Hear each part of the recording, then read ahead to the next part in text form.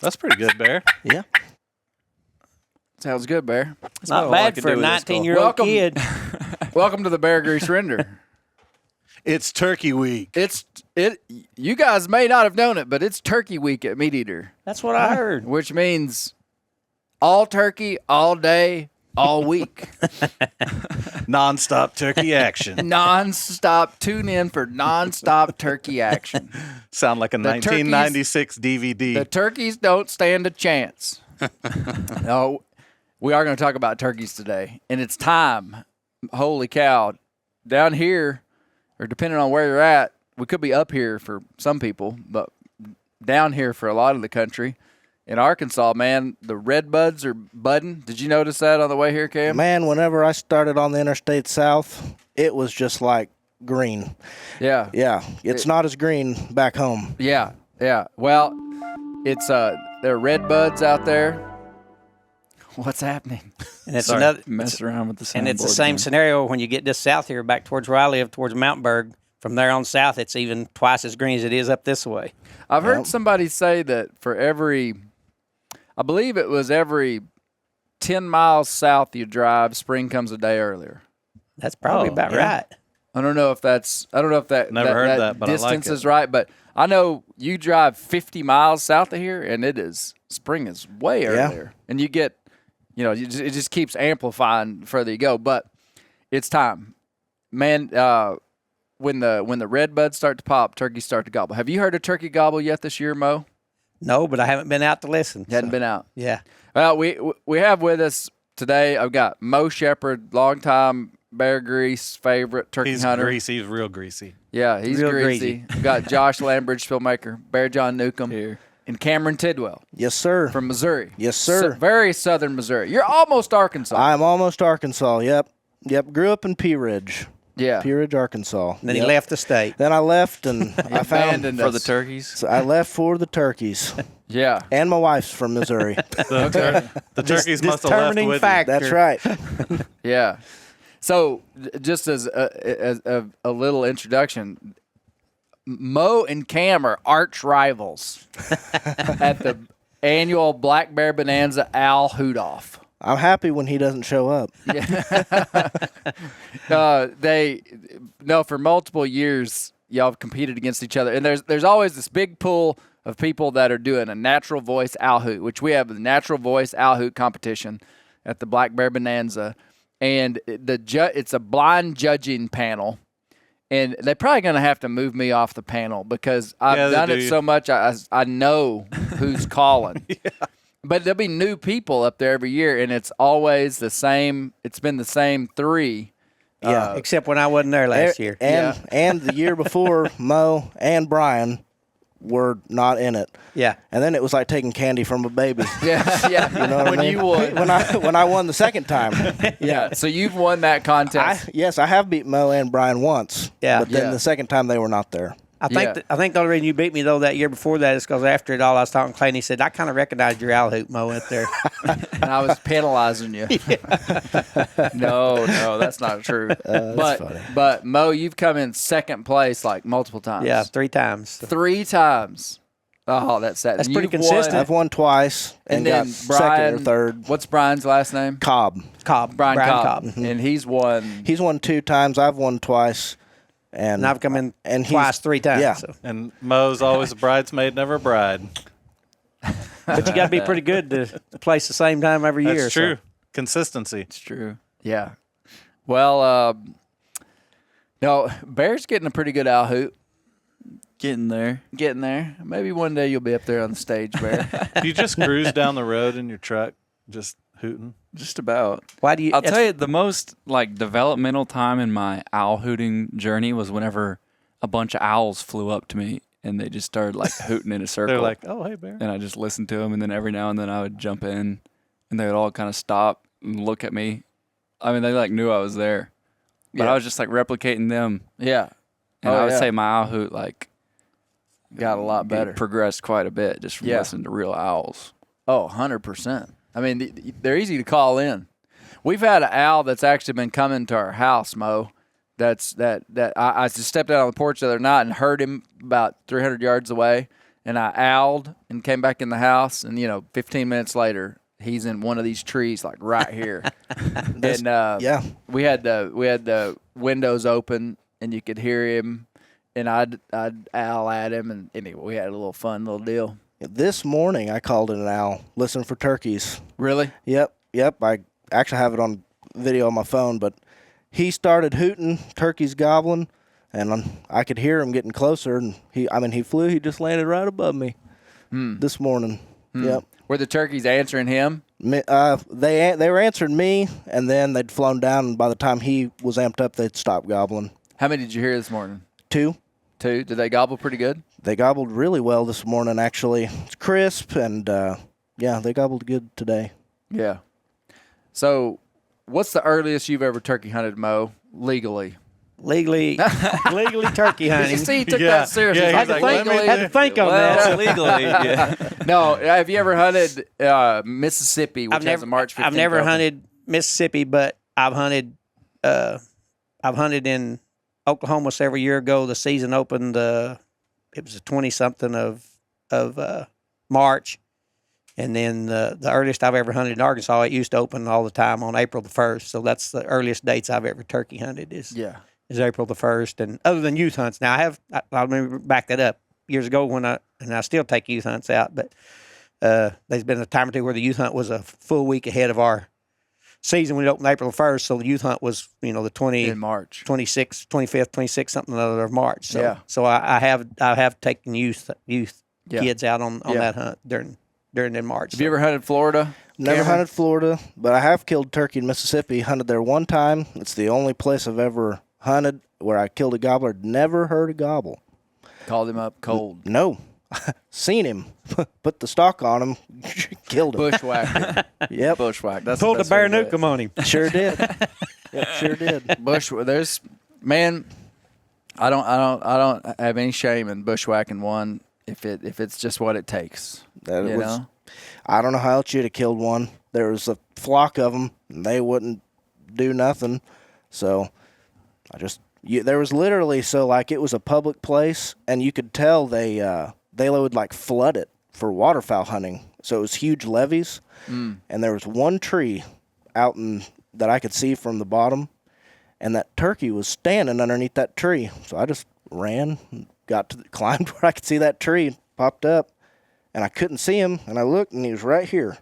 And he took off running, and I shot him about 35 yards. Got him. Got him. Well,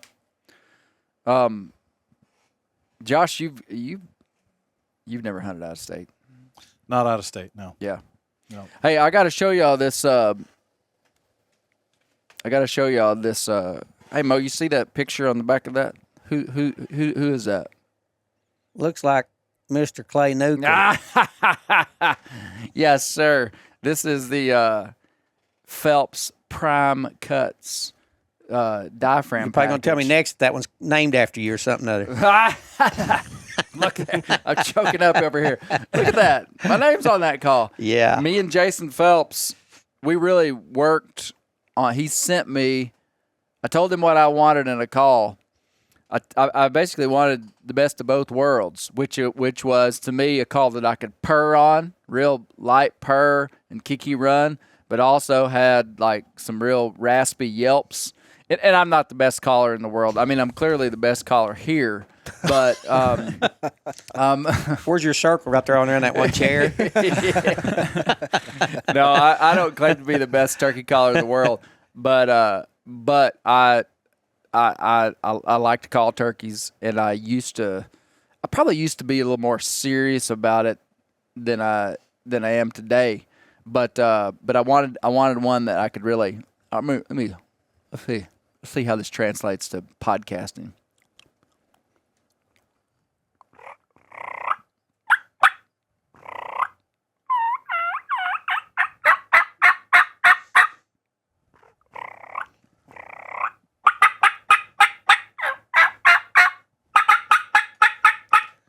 Let's hear some soft purrs now. Now that's the softest I got. There you go. I like it though, and I like that it's a brown a brown call. I don't like a call that's colored like a turkey's head. You know what? All these really bright calls, and we make some of them. And I told Jason that we need to make them dark. Now they're harder to see if you lose them on the ground. Yeah, but like if that you cough and spit it out blue- on the ground, and you're searching for it. Yeah, that's Giannis Putelis call right there. That's Gary Newcomb taught me when I was a kid not to use a blue mouth turkey call because you carry it around in your mouth. I mean, sometimes you God forbid somebody do this, but it happens where you see color and you assume that it's a turkey head. But anyway, I like the color of this call. It's brown. Yeah, I see people. I run across people out in the woods, Clay, and I've told them when I've met them, they'll have on their camo hat and stuff, and I don't know whether they're going to put a whole head net down, but a lot of them just have, a face wrap around or whatever, and they'll have a hat on like a camo hat, and it'll have a bright red or something other, like a turkey's emblem on it or something other, and I say, hey, man, I wouldn't be wearing that. Well, why? And then I tell them why. Yeah. I've had friends. Have you ever, I know you've never been shot. Have you seen anybody or been like in close proximity to somebody being shot? Never been in close proximity, but I know of a couple people that's been shot or shot at close and not hurt or anything. But I had one time happen to me where a guy was slipping up on me. Really? He was actually crawling like Indian crawling on the ground, coming right towards me. Now, was he hearing a real turkey gobble and you were just in between him, or did he? Yeah, he was trying to sneak up on the turkey, and he thought I was a hen. But I'm saying, when I seen him, I just stood up and hollered real loud at him, said, hey, man, I'm a hunter, and he kind of freaked out. He stood up, and I didn't get to talk to him. He took off the other way. So he took off. Yeah, man, bears hunting some places that have a lot of pressure, and I do. Yeah, and I do too. But just in the last year, he was hunting a lot of places, and man, that makes me nervous. One time I was at our turkey camp. I actually was off hunting, but were you there, Josh? Mm-hmm. You were with me probably. Yeah, we were lost. And we were off hunting, and a guy had been shot, and there was a doctor at our camp, John Mesco, and this guy came to our camp, and because he knew that John Mesco was there, Dr. John Mesco, and he had 17 pellets in his yeah, back. he took off his shirt, pellets out of him. Basically, was like, "Hey, what do I need to do?" Did John pull out his pocket knife and start plucking? He may have, but he said you could go to the emergency room, but they're probably not going to do anything. Yeah. They would just leave the pellets in there? Mm-hmm. If they weren't lead. Yeah. Yeah, I think the guy just finally was like, well, okay, I guess I'll just... He wasn't incapacitated or anything. He just had pellets in him. Yeah. Yeah. People get killed every year during turkey season. An older man had shot him. Saw something white or blue on the back of his shirt and shot at him. Yeah, with these new heavy loads, boy, it seems seems like it could be more consequential. Yeah, there are people that carry a fan on public land. I don't think that's very smart. That's risky. That's pretty risky. Yeah. Yep. Even on private land, in It's some risky. cases, it's risky. But You don't always know who's out there. Especially on Cam, public what do you land. think about fanning turkeys? Just like from, there's this ethical debate about whether it's ethical or not. I mean, I'm not gonna lie. I mean, I've done it before, and it's fun, but it ain't my number one way to do it. No way. Do I think it's unethical? Depends on how bad of a season you're having. But generally, no, don't fan. Yeah. That's just, I don't know. Normally, just don't have to. I don't like carrying them around. Don't like messing with the decoys very much. Yeah. I'm in the same boat as Cam. I've never used a fan on one, and decoys I might use twice in a whole year, and it has to be a special situation, and usually it's like when I'm taking somebody else, like an elderly person or a kid, to try to keep the turkey's attention off of the kid moving or something other like that. So Yeah, I really. But as far as myself, I hardly ever use a But decoy. you're hunting thick woods. You're not hunting a lot of field edges and stuff. No, I don't hunt hardly unless, like I said, sometimes I take youth on some private land where I have permission to hunt, but I hardly ever hunt it myself. Yeah. Or like I've got a mother-in-law that she'll be 81 this year. I don't know if she'll get to go this year, but I've took her in years past. And it's 3 or 4 years ago, I took her to a friend of mine's private place and set up some decoys and called in a nice gobbler for her. And I think she was 76 at the time, and she was able to take it. That's awesome. Yeah. There's the ethical question about fanning turkey. What do they call it? They don't call it reaping turkeys. Reaping turkeys. Where basically It's where you crawl up on them. you use a fan. Use a fan and you advance on the turkey, basically. When he's sitting out there in the middle of a bean field or a cornfield or a big pasture or whatever strutting, you just pull that in front of you on the ground and crawl until you get in gun range and then shoot them. Well, there's a lot of people that really get worked up about it. Have you seen this, Bear? Not Where really. people. Well, I think it's illegal in a couple of states. It is. Yeah, and more states are making it illegal, especially on public land, because it is dangerous. Is it effective? Dude. Yeah, it's effective. It's effective. Oh, it's highly effective. That's part of the. I don't know if that's the reason they're making it illegal, but that's part of it. It's like, oh, that's not turkey hunting. Yes. Anytime people start talking about that kind of stuff with any kind of hunting, I always go, man, you probably live in a glass house if you're not careful, because it's like mojo decoys on duck hunting. Like action decoys that, like in duck hunting, there are no holds barred on what kind of decoys you can use. You're trying to just get them right on top of you, and it's legal and ethical and fine and no big deal for the most part. And then, what about putting up blinds and putting out feed? TSS. Tungsten. Yeah, long range, being able to shoot 75 yards. The average turkey gun, well, I don't think that's true, but the average turkey gun being able to kill a turkey at 50 yards, maybe. Yeah, 50. Well, with TSS and 3.5-inch 12 gauges or 10 gauges even, you can shoot a turkey way too far. Yeah. Yeah, that's where I wouldn't want to do that myself. I like to call the turkey in. That's where you beat him whenever he comes to you. I like to see their eyeballs. Yep. But does it not depend on how bad a turkey season you're having? I'm not going to judge you. Well, see, that's just the thing. It's like there comes a point when regulations affect harvest, and I think the range of turkey. The reason we don't use rifles is because we 2 reasons: safety and limit your range on how far you can shoot turkeys. Yeah, it's like, is it even spring turkey hunting if you're shooting one at 200 yards? But at the same time, everyone's heard the phrase like 10% of the guys are killing 90% of the turkeys. Yeah. Most of those guys are not using this crutch or whatever you want to call it.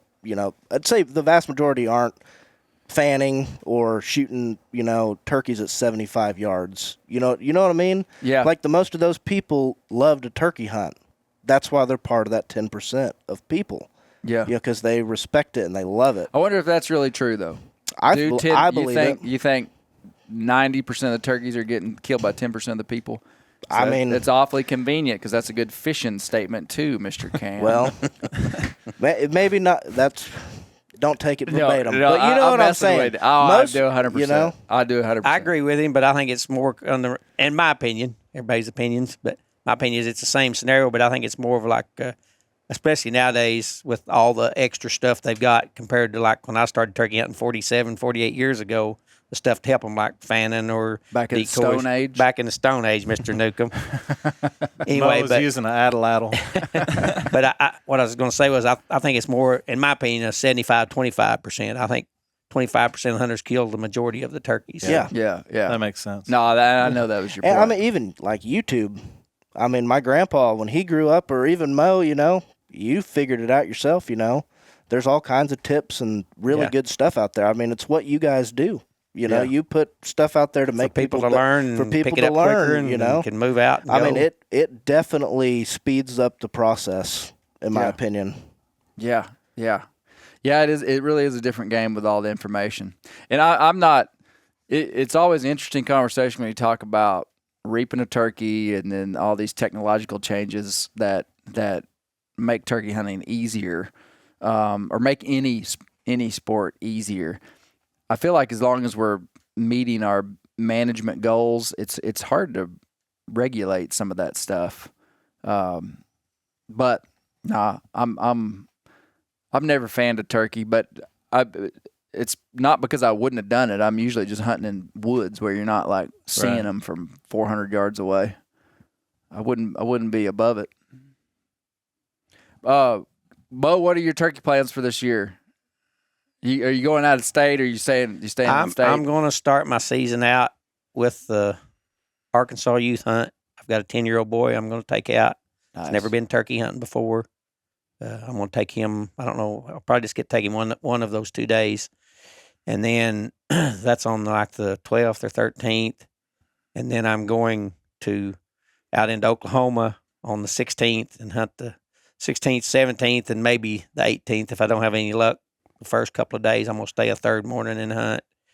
And then I'm going to come back for Easter here at home, do our Easter thing at home. And then I'm going to hunt a couple of days opening our season here. So that's my plans right now. So nice. Good. Josh? All on public land. So yeah. I am going to Kentucky to hunt some turkeys with a couple of guests we had on here for the renders from the Tobacco Wars. They were generous enough to invite me to go hunting. And then on the 26th, I'm going to be hunting a Missouri turkey with Mr. Camron Tidwell. Man, Josh is getting all the invites now. Yep. Ever since I mesmerize them with my mustache. People come in and they meet Brent and Josh, and Brent and Josh get all the invites and everything. poor old Clay don't get invited for nothing. No, He just has to go to Alaska to hunt goats. Yeah. So you're going with Cam? Going to Cam to find a Nice. Missouri bird. Yeah, last year, Demi, who got second in the owl contest, I hunted with her and her husband and called in a turkey for her. That was fun last year. Yeah. I like, that's one of the good things. Is that up about, Missouri or over yeah, in in Oklahoma? Missouri? Yep. Yeah, that's one of the good things about that event is meeting people. I like to see the same people every time. Like, Yeah. It's fun, Man, good time. I'm kind of changing the subject just a little bit. What do you think? Let's go around the room here. What is the epicenter of American turkey hunting in terms of a state? Like if you just had to say, this is not the best, not the place you'd go to kill a turkey, but the cultural epicenter. Like if you just had to pick one state, where would it be? Mo.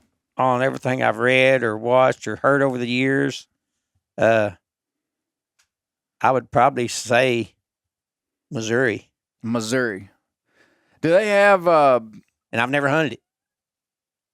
But I'm just saying by people I Josh know. and Cam. If I took Mo, there'd be no turkeys left. That's right. He'd kill them all.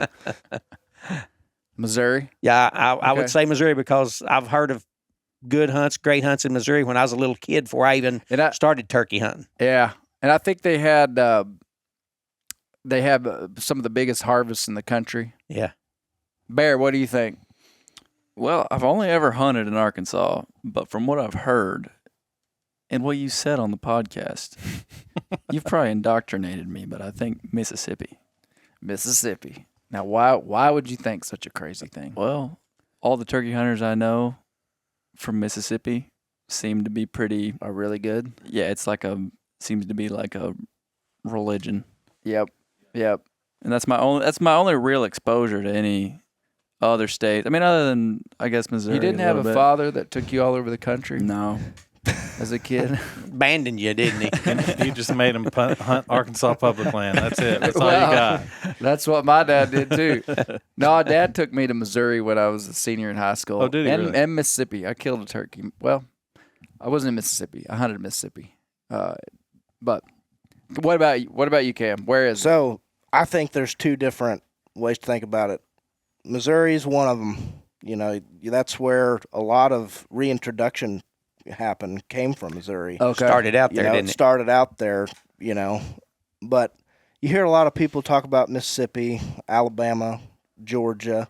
I've never hunted in Alabama. I've hunted in Mississippi, but down there, along that line, there's a lot of good turkey hunters and people that love it, get it. You Yep. know what I mean? Yep. Yep, down there. Yep. Yep. Josh? Well, just in the, having been the producer of the Bear Grease podcast and interviewing people, in Mississippi, everybody talks about turkey hunting. I mean, it's like they deer hunt. They we got they got a bear program down there, but everybody talks about turkey hunting. And so I feel like of all the people I've talked to, that's where it seems to be ingrained in outdoorsmen as turkey hunters. Yeah. Well, and you're right, Bear. That's what I've always said, is that I feel like Mississippi's the cultural epicenter. That doesn't mean that that's true. I think if you looked at the number of people that have written turkey books and write about it, and just the way it's kind of handled down there, I feel like it's. I feel like Mississippi has a run, but I think it'd be between Missouri and Mississippi, and that doesn't mean that there's not as good of turkey hunters or people love it just as much in Alabama and Georgia Right. and even in Arkansas. But those two, I would say those two places, Missouri and Mississippi. If I'd picked the second state, I would have said Mississippi because, like I said, before I ever started turkey hunting and got interested in hunting, all you could do is just read books about stuff. And Missouri, and then a lot of stuff from Mississippi, you'd read about hunters from Mississippi. And then it just seemed like those two states were, like you said, seemed like you hear more, or I did when I was growing up, way back in the Stone Age. Yeah, the Pleistocene. Yeah, Mo was once calling up a turkey, and a ground sloth walked up on him. Yeah, but He had to shoo it off. I shooed it off. I didn't want to shoot it, because there was only 2 or 3 of them left. But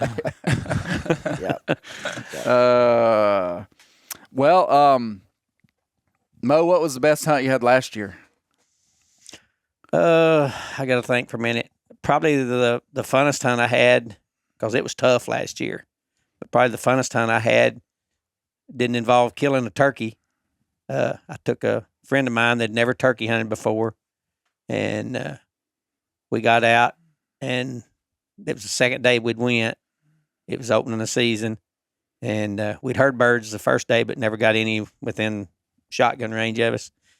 And the second day, we make a long story short, we got on a bird. He answered us, and it was, it wasn't early of morning, it was on up in the day.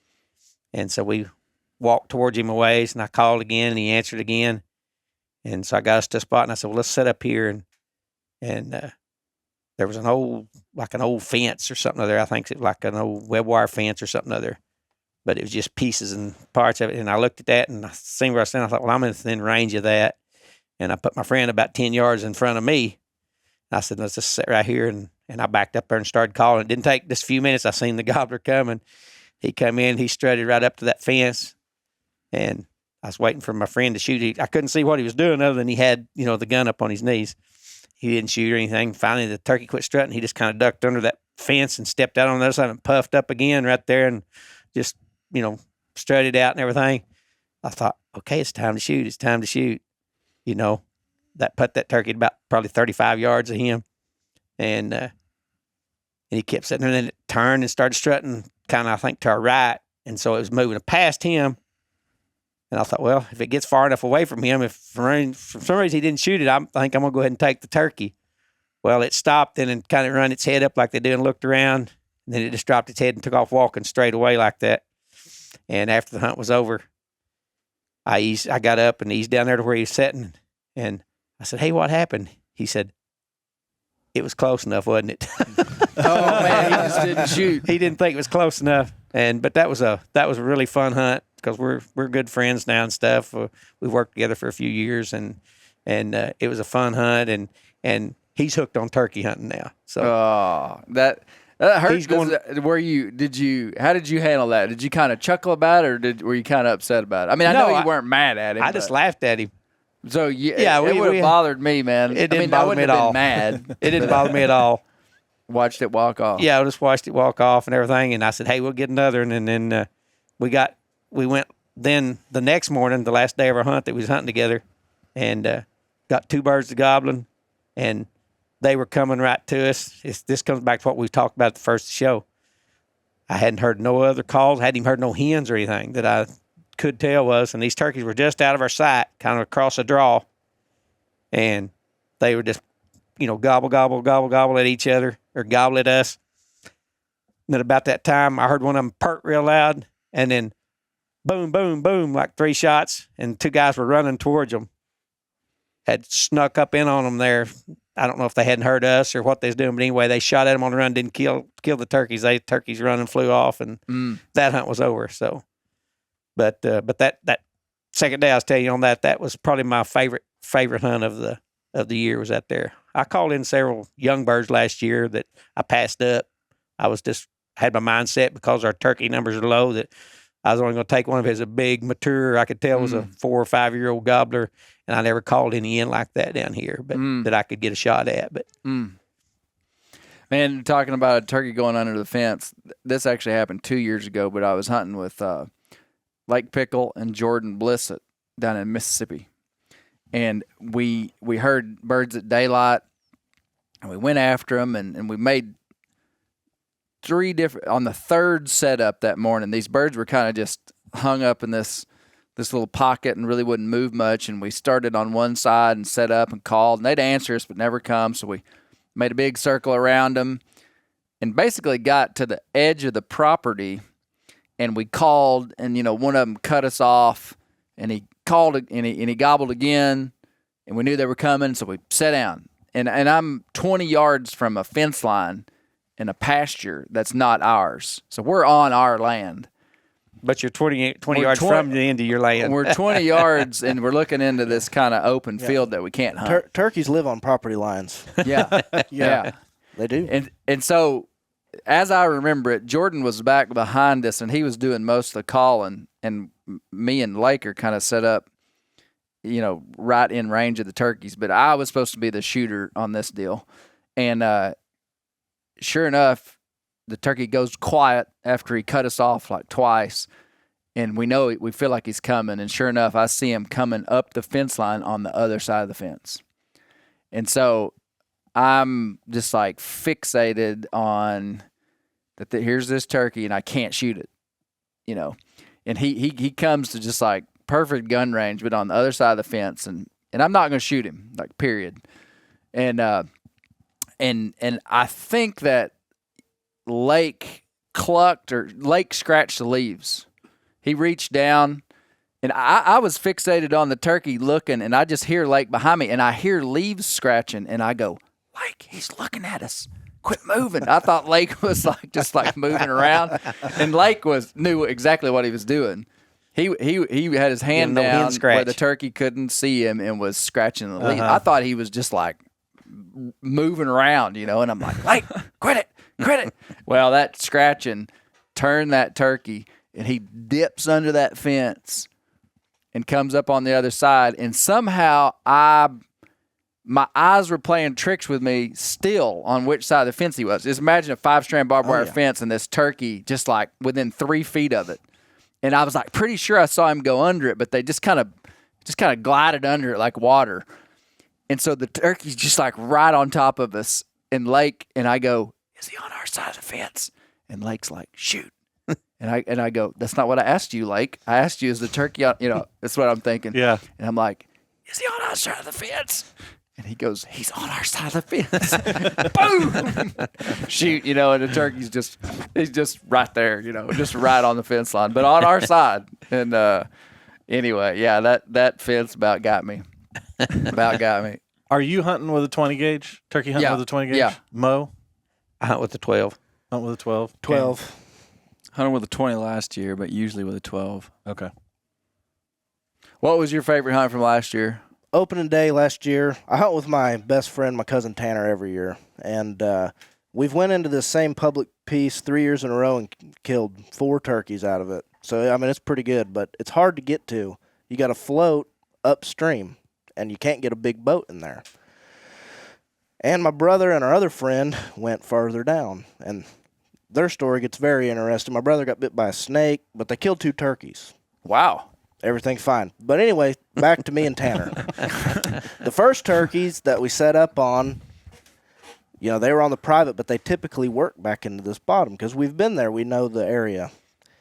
Boom. Right at daylight. I was like, oh, crap. Somebody shot one on the private land, killed the turkey. First time I've ever heard private land turkey hunters there. It's like, well, all right. So Move down the creek bottom to the next knob. Turkey's gobbling. Boom. Another turkey gets killed. Like, all right. Start working further down the creek bottom. And I call. And Tanner said, turkey answered you. I said, no, it didn't. He said, call again. He'll hit you again. I called. And sure enough, across the branch, turkey gobbled up on a knob. So we start making our way. We cross this dry creek branch. I get to this flat. It's the prettiest, like, river bottom ever. A lot of little trees. Call, turkey gobbles again. I'm like, okay. And we've killed a turkey on this exact spot before. It's a old cut road through here, and it's real thick on this side, and then it opens back up. Well, we get as close as we think we can get to him, and Tanner's supposed to shoot first. So he gets about 60 yards from me and gets set up. I back up. And the whole time we're walking in the leaves, that turkey just pow, pow. He's hearing you. He's hearing us in the leaves. Oh, he's close then. And he thinks that, we're a group of hens. I get sat down on this little sweet gum tree. Tanner's up there. I can hear the turkey gobble, and he's working his way back down into the bottom from that knob. Well, I'm watching Tanner, and I'm calling. He's just sitting there. And I see him start bearing down on his gun. So I'm like, this turkey's about to get smoked. Then I see him about a couple of minutes later, he eases off the gun and he looks at me and he does this very slightly. He does the eye thing. Yeah, where you to go, me. And I me and see Tanner it. have hunted together a ton, a lot. I think he wants me to call. I think the turkey is drifting off. So I just bow, right here to my right, and I'm a right-handed guy. And I thought, that is not what he wanted me to do. He's telling me, you shoot the turkey. So anyway, you didn't even see it. No, because it's too thick. But I can hear the turkey drumming, but sometimes it's hard to gauge where they're at exactly. Yeah. So anyway, I start really looking, and all of a sudden I could see him, and he's slipping through here, coming right to me. Whole way, just drumming. He comes around there, and he gets to about where you are from me, and he's about 10 yards from me. Looking here, he goes, pow, right in my face, and my gun's sitting like this, and I'm just like... Oh, you didn't have your gun picked up? No, and I can't move. Right. And this is where experience helps.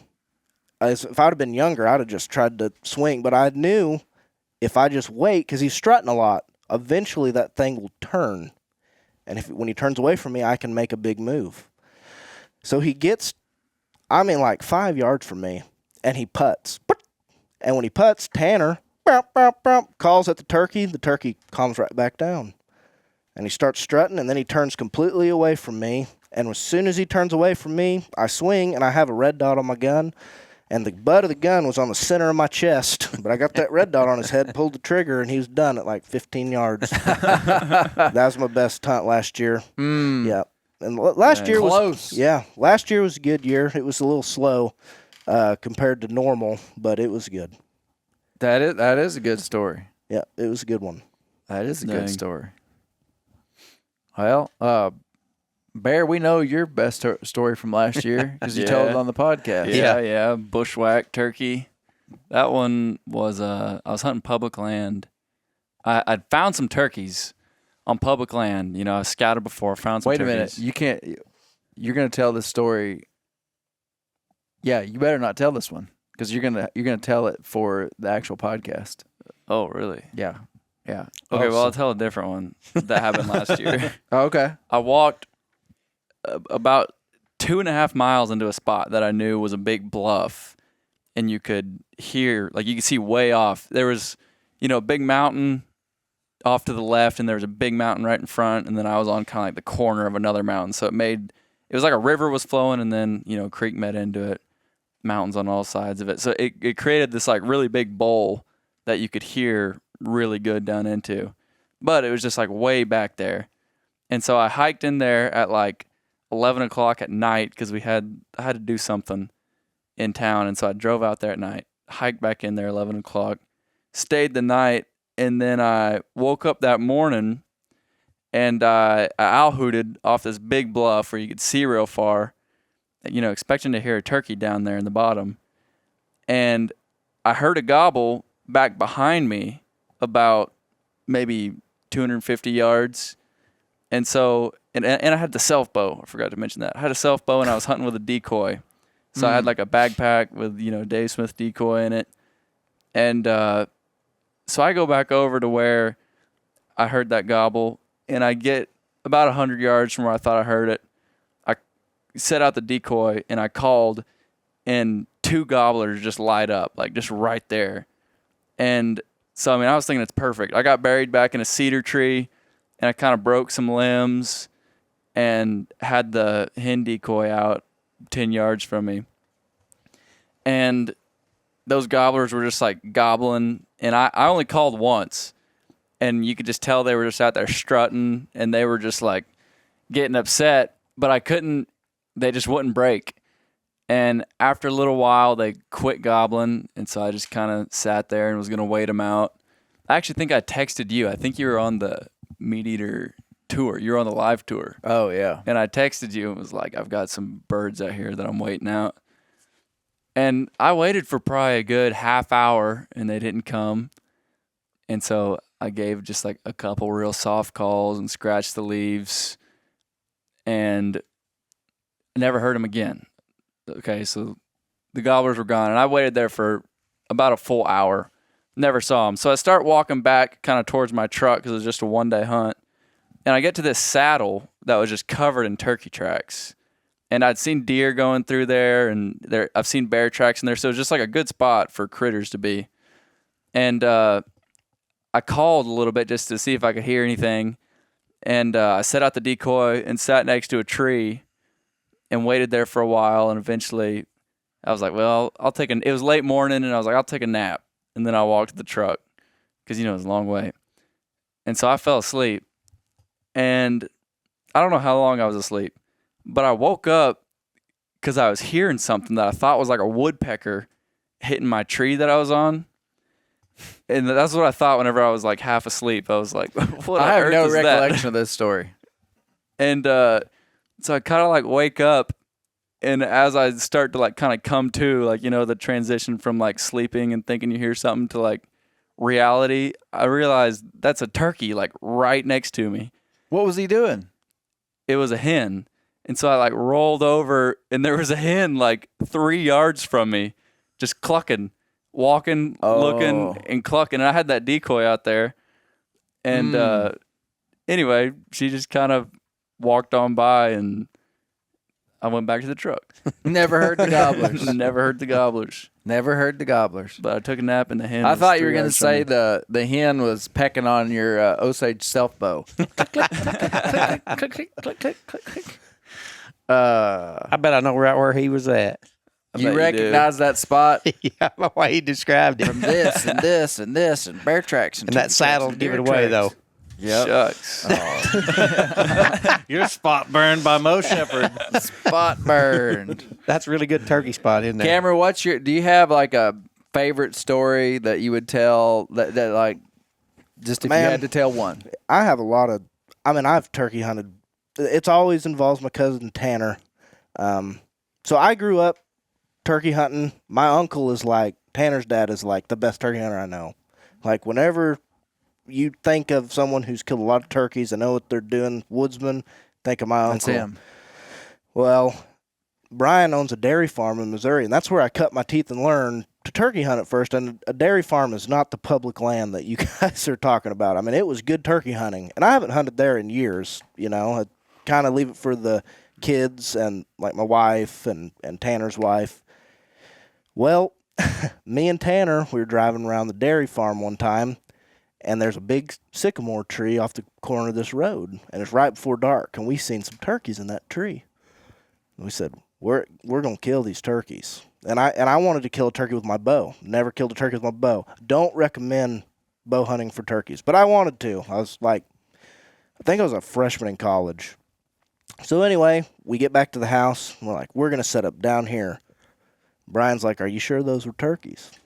She said, yeah, that was turkeys. So okay. So he calls it a covert night mission. You go way after dark, and we set up a blind for my bow. Okay, got the blind all set up. We're like, man, those turkeys are gonna fly down in this bottom, and they're gonna get it. Well, the next morning, as it started to get daylight, there were turkey buzzards. They were not turkeys, but happenstance down the creek, there was 2 turkeys gobbling. So we started calling. Lo and behold, here these 2 toms come. I draw back, and I shot its head off with my bow. That was cool. So anyway, we're like high-fiving. Everything's awesome, you know. We go back to the house. And in Missouri, you used to have to stop hunting at 1.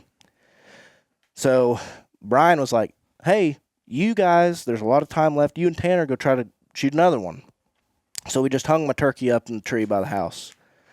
We go get set up over on the other end of the farm, and we fall asleep for like hours. We wake up because a turkey gobble. I heard a turkey gobble. Wake up, Tanner. There's a turkey.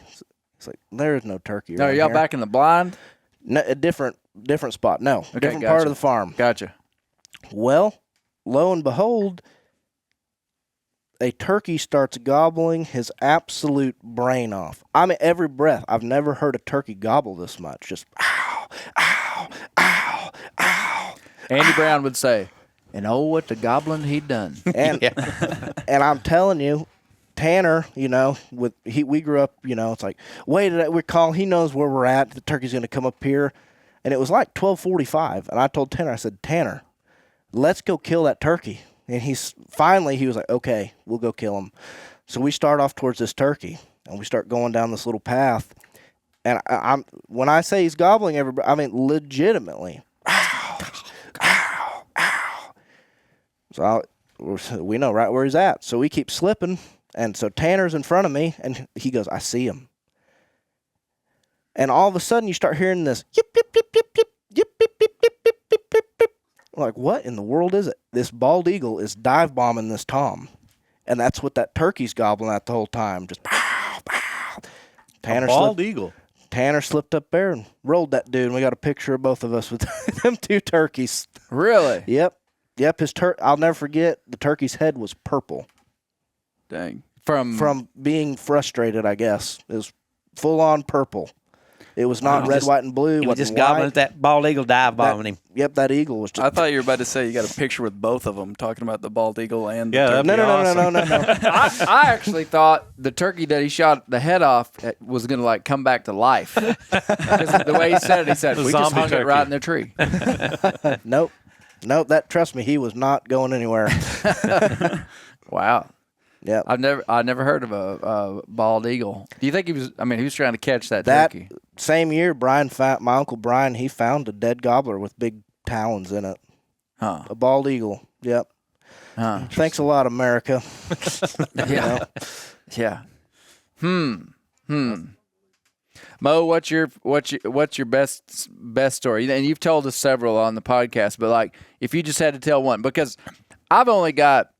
I've got one turkey story that I tell, and I've told it so many times I'm not going to tell it today. But my lightning bird story, Yeah, the lightning bird. sneaking up on the bird in a pouring rain, and just kind of Bear was with me the night before. It's like everything was just perfect. Well, what's the best turkey story that or your favorite? Well, I got to think through about 200 of them. So, Yeah, yeah. Yeah. but I guess one of them would involve another story of not killing a turkey, if that makes sense. Mm-hmm. I was on a youth hunt. I took a young man on a youth hunt, and we went into a spot. We actually went into a walk-in area where you had to walk in, and asked him if he could do it. Yeah, I can do it. I'm fine, So we went into the walk-in area, got in there at daylight, heard a couple of birds, but they didn't respond much. So we walked and we walked and we called and we walked. I think we stopped and eat some snacks and stuff, and it was getting on up late morning, probably 10 or 11 o'clock. And I said, well, let's go around into this big hollow around here, and there's a couple of short ridges runs off. I said, a lot of times they'll be in there during the middle of the day.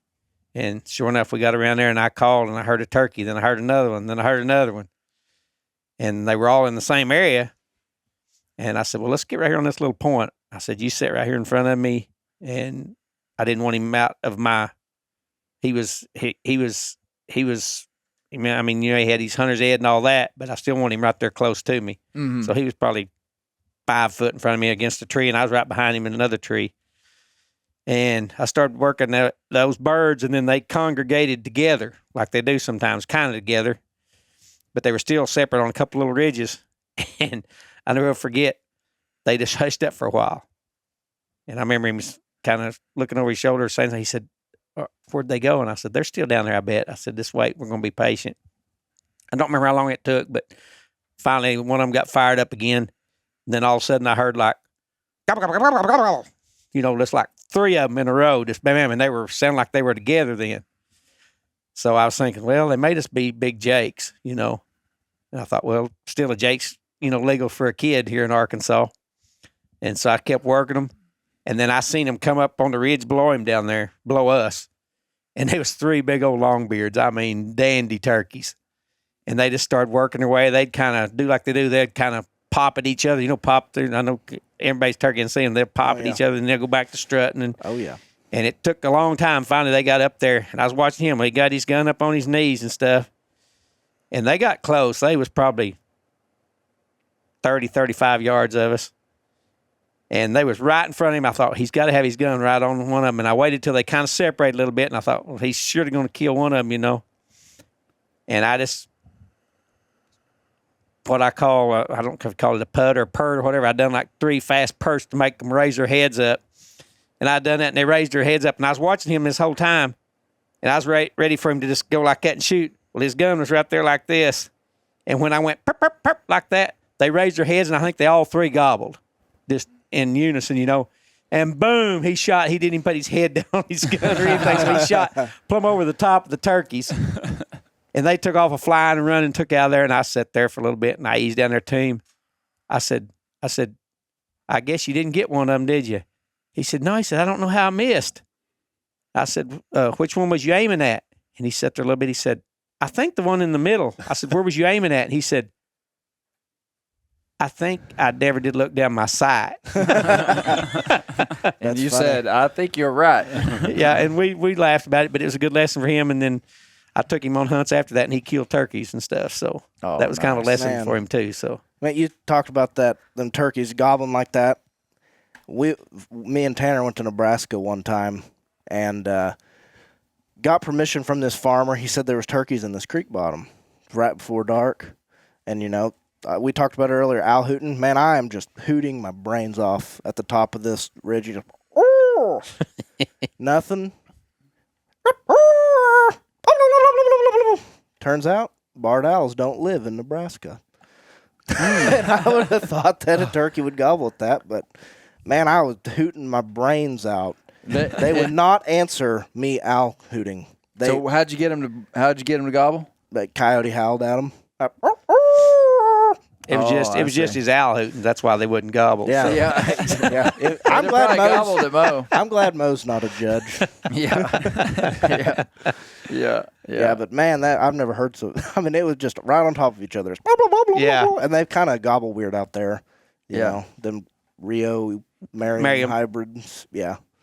All right, I want y'all to give me your best tip. So there's a lot of podcasts that you'd go and you'd get hunting tips, and I listen to some of those, and I like hunting tips. So we don't usually do a lot of like how-to stuff on here.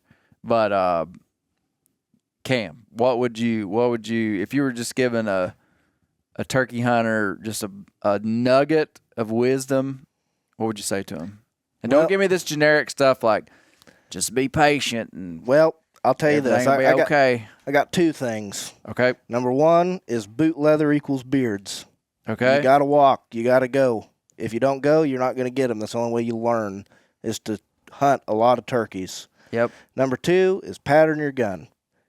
If you don't pattern your shotgun, I mean, my buddy Dusty, his dad, he missed like 4 turkeys in a row. Said, "What is wrong with you?" We shot his gun, and it was like, "Oh, yeah, you can't hit anything." What was it doing? His choke, he was shooting like a modified choke, and it was just too open, and at 40 yards, he just, didn't have enough shot out there.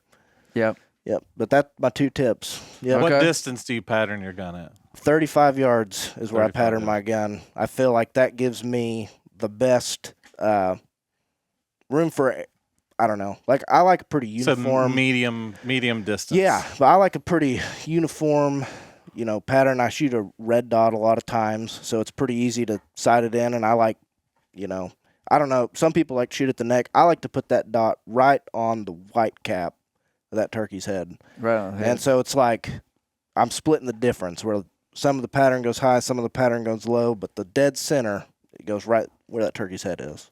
Yep. Okay. I agree with you on that. That's what I do is 35 yards. Yep. Or anybody that I have help pattern their shotgun, I want them to shoot it at 35 yards. Yep. What's your tip, Mo? My main tip would probably be go when you can, and do not go because of the weather. Do not go because of the weather. Okay. Because every time you're out there, that may be the time you get your turkey. Whether it's raining, whether the wind's blowing, no matter what's going on, you can get frustrated when you hunt in different kinds of weather. But believe me, if I hadn't not hunted because of weather conditions, there'd be a lot less turkey beards at my house. Yeah. And it keeps people out of the woods. Yeah, I mean, a lot of times people don't go when it's so. That's a good point there too. And then the other thing I agree with Cam on that is don't be afraid, especially if you're hunting public land. When you're limited private land, like I said, I don't hardly ever hunt it. I take kids on it sometimes and stuff. But when you're on public land, just make plans to wear them boot soles out and just keep traveling, keep going. Yep.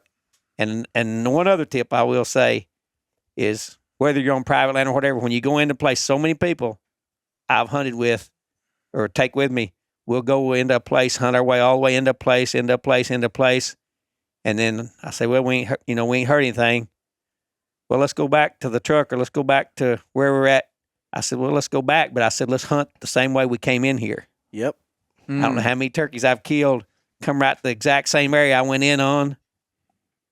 And a turkey maybe heard you Heard call you 2 and hours came in there ago. later or had hens with him and wasn't interested at the time. Yep. That's a good tip. And in my opinion, that's what a lot of people make a mistake. They go into a place hooting or doing some calling or anything. They just haul butt out of there and go right back to where and then go somewhere else. Like I said, I've killed a bunch of turkeys On the my way out. trips out of where I That's a went. great tip. That's a great tip.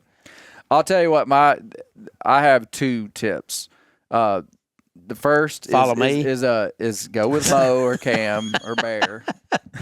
No, it's partially the bootlegger thing, but half of turkey hunting is just finding the turkey that you can call in. Yes. So, you might be hearing a turkey gobble his head off and he won't work, he won't come, he shuts up, he goes the other way. And, you might mess around with that turkey for forever. And depending upon how much land you've got to hunt, if you're on public or whatever, half the time it's knowing when to just keep moving, because you might find one that's real hard to work, but over 2 ridges from there, you call and there's one 80 yards away that's just begging to come in. So, just finding, because there's some turkeys that you're just not going to kill that day. 100%. You're just probably not going to kill him that day.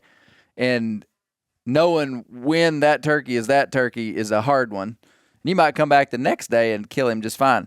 My second tip, and this is more of I think for like a new hunter that's just trying to understand turkey hunting, is that it's all about positioning and location. And so if you hear a turkey gobble and he'll answer you, but he won't come, what you got to do is reposition yourself in another location and call at him there and see if he'll come. And, a lot of times you might reposition 2 or 3 times and finally you get in a spot and a little time has gone by and, he just comes right in. But it's after you've messed with him. So, it's like if you were just explaining turkey hunting to someone, you would say, the turkey's gobbling and making noise and you know where he's at, but he won't come. Well, go to point B and try to call him there. Go to point C. And and that's obviously with a turkey that's being vocal, but probably got hens, or sometimes they don't have hens, and they're. Sometimes I'm surprised that the lone gobblers that either are hunted or for whatever reason just don't storm in like they're supposed to. But finally, you get the right setup, and bam. Well, they're not supposed to storm in. In the natural world, the hens come to them. Right. That's what happens most time. But they're in competition for those hens, so they may sit that. I think that's why they sit there in a spot like a place they like to strut on a little flat or a glade or a saddle or wherever. They'll get in that spot after they fly down, and they'll sit there and gobble. How many times have you done that? And they'll gobble and gobble, never come in. And then eventually they come in. I think that's why they're sitting there. They're waiting for that hen that they heard 100%. fly down to come to them. Another thing, if you hear turkeys gobbling in one spot a lot, and they shut up, and you're sitting there, and you're trying to play the patient game, and you're just sitting there, most guys, after a while, say, I want to go know where that turkey was. And you'll walk up there, and then you'll hear, And away he and goes. they'll fly off. They didn't go anywhere. What's it? You know, I've heard tons of people say, like, what's a turkey got to do? Survive, period. I mean, they're just chilling. They're doing their thing, you know? And like you said, you can reposition. A lot of turkey hunting and killing a turkey is once that turkey gets interested enough, he becomes very vulnerable. And it don't matter what. I like the way he said that. He becomes very vulnerable. Yeah, it don't matter. In my opinion, every turkey has his day. It don't matter how hunted they are. Yeah. If you can, eventually he's gonna say, "Yeah, I'll go see what she looks like." You know what I mean? I don't know. That's just my opinion. Mo might think something different, but that's my No, I opinion. kind of agree on that. And another thing is when a turkey gets, like you're saying, when he sits there and he shuts up, a lot of times I'll be patient, I'll wait. But then if he don't never open back up again, say this is 8 o'clock in the morning. Say, it got daylight at 6:30 or 7, and at 8 o'clock, I've not heard him anymore except right after daylight when he flew down. If I don't get him to respond to me, a lot of times what I'll do, I'll get up from that spot and I'll leave. I'll go around the mountain somewhere else if I've got the opportunity to see if I can get a gobbler fired up. I usually wait anywhere from 2 to 3 hours. Then I'll go back to that exact spot where I was sitting before, and I'll sit down and I'll just make a few soft calls, and I've killed a bunch of big toms. You do that, still wouldn't gobble. The next thing you hear is they'd be right on you. So he was hearing you call early, but had hens. Or was just didn't want to move. Yep. And then Like where he was. Liked where he was staying. Yeah. That's what I'm saying. The big, especially I think them 4 and 5 year old toms have got places that they don't want to do nothing but just strut there. yeah. And I've killed them that has gobbled when I've made those soft calls. Yep. Yeah. Soft calling kills a lot of turkeys. Yeah.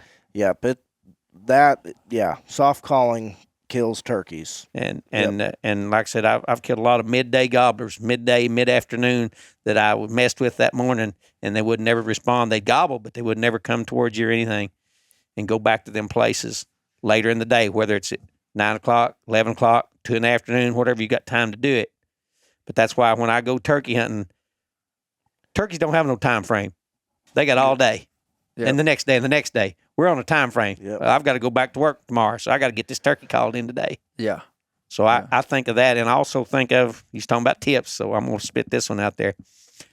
When I first hear a turkey gobble, and if he's close enough, I'm going to sit up. Before I ever sit down, I look all around, and I think, if I was a turkey, where would I want to come into and strut where this hen can see me? And that's where I sit up facing. And about half time they come around behind you or something or other, but it pays off a lot to think that way, I think. Think what you think that turkey might want to do, because they don't like really thick stuff, and they'll make you drive you crazy. They'll come through briars and stuff you can't even walk through sometimes. Yeah. But You know, the majority of the time, I think of that. So last year I learned a lot on one gobbler, and it was because the woods were open, and I kind of got lucky and saw it. And here's what happened. I'd hunted all day. It was in Tennessee. It was opening day of Tennessee. And had been on birds that morning, but never could get them in. And that afternoon at 4:30 in the afternoon, I was on the point of this ridge and called at 4:30 in the afternoon. One gobbled, and within 250 yards.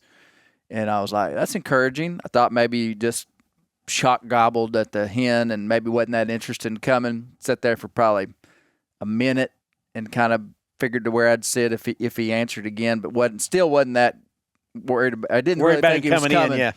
I call, and he's 100 yards closer, and I say, man, I better sit down. So I sit down on the point of this ridge, and it's just probably the prettiest spot I've ever killed a turkey, because this point fell off in this big bottom, and you could just see for a long ways in some big open woods. And I called again. Pow! So he's gobbled 3 times now, and I'm set up, and directly I see him, and he's about 100 yards, but I can see him through the woods. And he completely shuts up at 100 yards, but I can see him. If I hadn't been able to see him, it's possible in the afternoon I would have got, I would have lost interest or just thought it wasn't going to happen. He absolutely quit gobbling. He gobbled 3 times, but I saw him, and he stayed out there and strutted at 100 yards for, I'm going to say 20 minutes, and never said a word. And I even got to where I had a decoy set out there, and just right in front, like 5 feet in front of me. I really wasn't planning on using it, but I just kind of stuck on the ground. And he strutted. I'd call, he wouldn't answer. And he was strutting around to where he was going to get out of sight of me and kind of get in behind me. And basically, after about 20 minutes of strutting, when I felt like he was about to get away from me, I just felt like if he came in from behind me or if he just circled around, he was going to get away from me. I started calling real aggressive, and he broke and just came in on a string after 20 minutes of being completely silent. And but anyway, I think if I hadn't seen that turkey, I probably wouldn't have killed it, because I would have thought. I just would have thought he wasn't interested. He was going on. Or I would have tried to move in. I would have been like, "Oh man, he's down there 200 yards. If we just get 60 yards closer," and I would have bumped him. That's when you'd heard that burp. Yep. Because he was just right there. Yeah. But he strutted, and then I got real aggressive with him, just kind of a last ditch effort. And man, he just broke strut and just came right to me, and I killed him on that first day at 4:30. Yeah, that was afternoon. My whole life, I had to stop hunting at 1 in Missouri, Yep. Traveling to turkey hunt, I've killed turkeys in like 8 states, I think. The afternoons where you can hunt all day, I've killed more turkeys out of state in the afternoon than I have the morning. Really? Yes, because they've done their dance, The girls have left. And I don't know, I just find more alone turkeys in the afternoon. Probably not as vocal. No, but whenever they are vocal, you kill them. Man, yeah. And probably 80% of turkey hunters are out of the woods in the afternoon. 100%. Yeah. It's funny, the one turkey I killed in Mississippi, the first day, Tanner and I hunted all day on this public land. We got back to the hotel we were staying at, and earlier that morning, we had met these 2 guys from Arkansas who said, "Yeah, we hunt here every year." And we got back to the hotel, and one guy was in the hot tub. And he was out there sitting there. Motel 6 hot tub. Yeah. So, Not advisable. No, don't. You don't want to get some sort of disease. But anyway, we got back to the room, and he was standing outside his door, and he said, "Where you boys been?" And Tanner said, "Well, we hunted." He said, "You hunted all day?" I said, "Yeah. That's the only way you can, I don't know. That's the only way I've dumb enough to get them. You just got to keep going. Yeah. If you keep going, you're more likely to get them, Yeah. And they were like, "Man, we've been back at the hotel since 10 o'clock. Yeah, he said, "You hunted all day?" Well, you don't realize what you've got until you don't have it. I figured Missouri turkey hunters going out of state, been able to hunt all day, are like, this is awesome. Oh, man, yeah, 100%. Yeah, man, I like a turkey hunt when that's all you're doing. I enjoy a local turkey hunt where you're just going out for a couple hours, which I know you've done a lot of, Mo. Yeah. Just going out close to the house a couple hours. Yeah, when you ain't got much time, but that's still, like that's I said, fun. Go when you can go. So. But it's also, I love it when you are somewhere and you're there for 3 or 4 days and you're there to turkey hunt and you can hunt all day. And yeah, if you can just not need that validation of a gobble every 10 minutes, you can kill them in the afternoon. Well, in Mississippi, we didn't hear any gobbles, nothing. I mean, It was just, I think the day I killed the turkey, we walked 11 miles. Yeah. Wow. I mean, just But hey, we killed him. I give you another tip on public land. No, we don't want to give them too many tips. They'll start killing our turkeys. They most of them don't hunt that hard. But like you're hunting on public land somewhere, and say you go into a spot of a morning, you're driving down the roads, and of course there's side roads and gated roads on public land everywhere. You see vehicles parked where people are hunting. That's got there earlier or whatever. And something I've done my whole life is if I go in a place 3 or 4 days and I see a vehicle there, the same vehicle 3 or 4 days, I will go back sometime later in the season or whatever where these people were hunting. If there's no vehicle there, I'm going to go in there because they didn't kill all the turkeys in there. They're hunting in there every day for a reason. Because there's a turkey there. Let them do your scouting for you. Don't go in on somebody. Yeah, I'm with you. But I've killed a lot of turkeys that way by seeing where other vehicles were parked and then not even ever scouted in there and going there. And I've killed a lot of turkeys doing that. And especially going in there midday afternoon hunting like Cam's talking about in them places. And I've even done that where I went to another spot and come back and this vehicle be gone at 10 or 11 o'clock in the morning. I was going to go somewhere else. Well, if they didn't kill a turkey in here, or if there's more than one turkey in here, I'm going to see what's going on, and I'll go in that place and hunt. And then I'm scouting it while I'm hunting too, so I know it better. Especially when you're traveling somewhere on public land that you've never been before. Yeah. I've done that a lot over the years. Yeah. Yep. When you're out of state going and it's like, you don't have permission anywhere. You're just hunting the public. Like he said, seeing where the cars are tells you a lot of information. Yeah. Number one, you could say, like he said, there's turkeys here. You could also say, let's go to another place. Find some, I don't know how many times, you name the place, Kansas. I've shot a lot of turkeys in Kansas.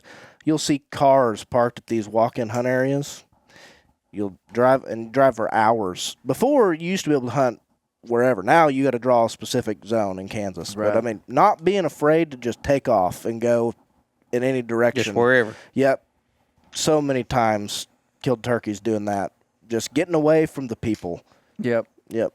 Well, Mo, you just confirmed what Gary Newcomb always taught me. And if you were following Gary Newcomb's truck and you're trying to do that, you would have been gar-holed. Because Gary Newcomb would he would go out of his way to never park anywhere near where he was hunting. It's true. Like paranoia. Never park anywhere near where you're hunting. Park somewhere way off, or have like a secret trail that you can pull off the road, and cover your truck with brush. Yeah. Well, hey, this has been awesome. Yeah. So this is Turkey Week at MeatEater. Bunch of stuff for sale for sure. Tree line turkey vest. Oh, I gotta show him that turkey vest. Bear, go get that turkey vest. It's hanging over there. First Light has a new turkey vest, and these Phelps calls. There's gonna be lots of turkey stuff for sale, but this is my new turkey vest. Old cumbersome there. Yep, tree line turkey vest, man. It's kind of a slimmed down version of these big, back in the day, turkey vests were huge and just were like big bulky things. Yep. This is like trimmed down, but it's also got a backpack where you can carry some water or snacks or a jacket. You got a pretty good sized backpack if you're Brent back Reeves, there. put some TP in there. Yep, that's right. But you could also stuff a bird right there in the back, or stuff a decoy. You wouldn't carry around very many of them. But anyway, that's First Light's new tree line turkey vest Inspector. It's got the little adjustable seat on it, and I love that thing. So, man, it's going to be a good season. Appreciate it, guys. Camron, thanks a ton for coming up, man. Yeah, thanks for inviting me. Yeah. Do you think an owl hoot would translate on the podcast? I think it's worth a try. All what right. about turkey calls? Oh yeah, we're gonna have a little calling contest here. Yeah. I don't know how we're gonna decide who's the best. I'll decide. Let I'll Josh decide. be the judge, Okay. and he'll tell us what he wants us to do. Yeah. Your fate is in my hands. Well, you want boy. like I want to keep you want like a scenario Give me- like they do yeah. at the Grand Nationals? Okay, Yeah. we'll start with Cam. Yeah. Oh, you want me Yeah. to do it? Okay. What Are you ready scenario for you this? want me to do? Waking up on the limb. Yeah, let's do that. Let's do that. Okay, wake hen yeah. on the limb. Hand on the limb.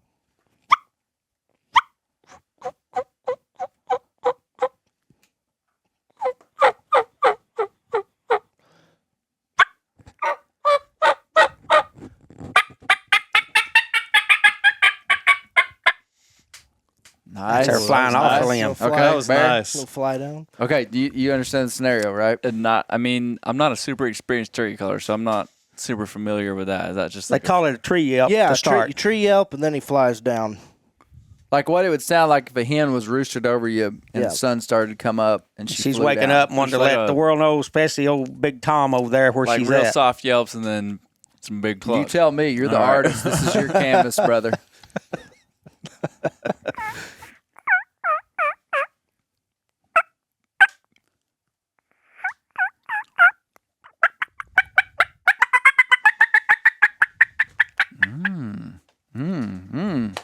Okay. Okay, Yeah. great. I need something here, guys. Hold on just a second. Come on, Graybeard He's Newcomb. gonna get a wing, ain't he? Come on, Yep. come on, Graybeard Newcomb. Yep. It's getting gray. All right.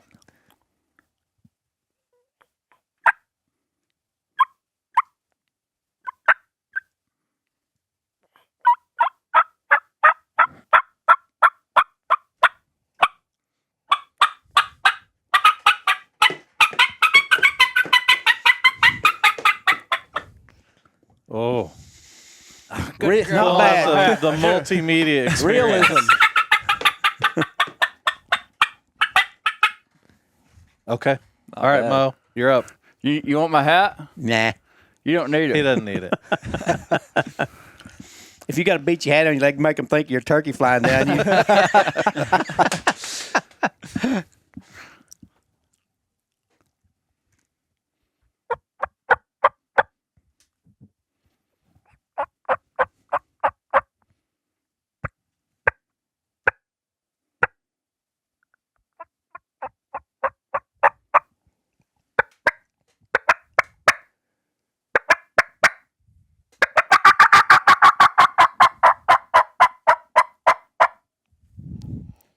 That was Beautiful. Good. That was good. Well done, gentlemen. Beautiful. I'm going to give that win. Drum roll, please. Wait, do I have a drum roll here? Oh, I thought we were gonna You do just have a multiple I can't Scenarios. remember. I can't remember if I have a drum multiple scenarios. That's what I thought. I thought it Yeah. was roll. No, Okay, once- one okay, more well- scenario. Okay, this is like a hot tom coming in. a hot tom. A hen pulling in a What's hot a good tom. scenario? What's a good scenario? Good fall gobbler flock Fall gobbler flock. get into a fight. They break up and they congregate. This is Okay. Grand National stuff. Sure. Yeah. Okay. Have you ever hunted in the fall, Clay? Yeah. Okay.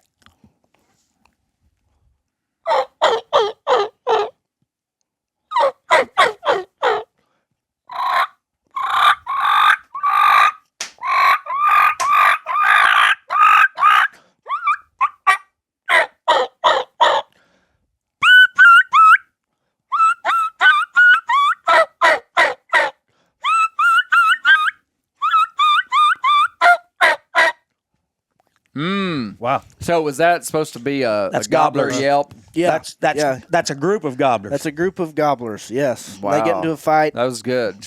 and they kind of in the fall you'll hear them do that kiki run. Yeah. and that's like a lost turkey. and Yeah. you'll also hear that when they're breaking up in the spring to Yep. get their pecking order figured Oh, out. Yeah. Yes, they will. That Yeah. man. Yeah. I've heard that. Yeah, a lot. You'll hear Man, a lot more. All that I'm not sure I'm going to be much of a competition here. I mean, all that I've done is kiki run them. Oh, when, yeah. when you broke them up. Back when we had a fall season. Yeah. I never killed one, but boy, I sure Let me missed hear a your couple. kiki run.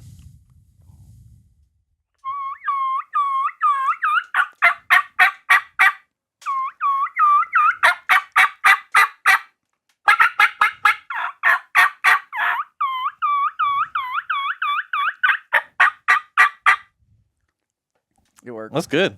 Yeah. You You want in on this one, Bear? I can't do a Kiki run with this call. Let me hear it. Best you got. Let me. Here, you ought to can try do- that Clay Newcomb signature series. You got the Clay Newcomb signature series on you?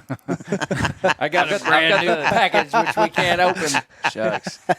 The winner gets this. Oh, I'm gonna show that my wife when I get home. okay. Let me hear it, Mo. Let me hear your Kiki. No, I'm gonna He give still this to Mo. He oh, so you just want the Kiki run? Yeah, just I was give gonna me do a the Kiki. gobbler thing, so I need a you different can call. do, you can do that too. I'm enjoying this.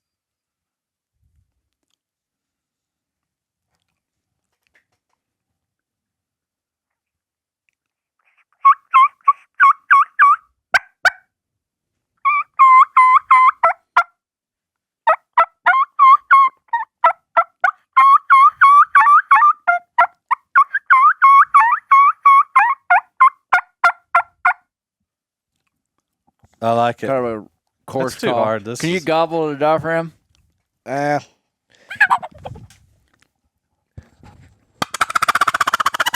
Oh dang!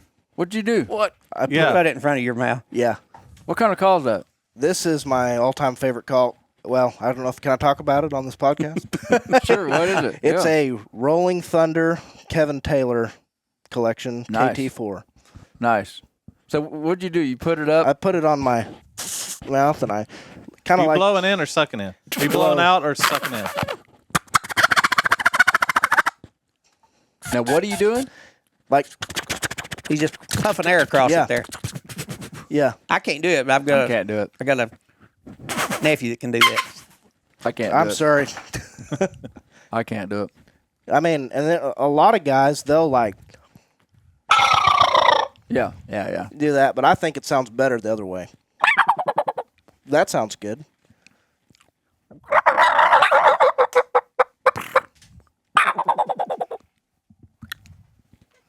Can you gobble with one, Mo? Not very good. Bear, can you gobble with one? Not with one of these.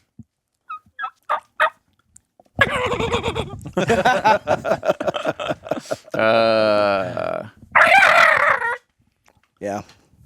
You really want to sound like a Jake when you're Yeah. gobbling. 100%. Yeah. Weaker bird. A weaker Yeah. bird. So There you I was go. going to try see if I can get that. I ain't never tried this call. What he was doing earlier with the gobbler scenario.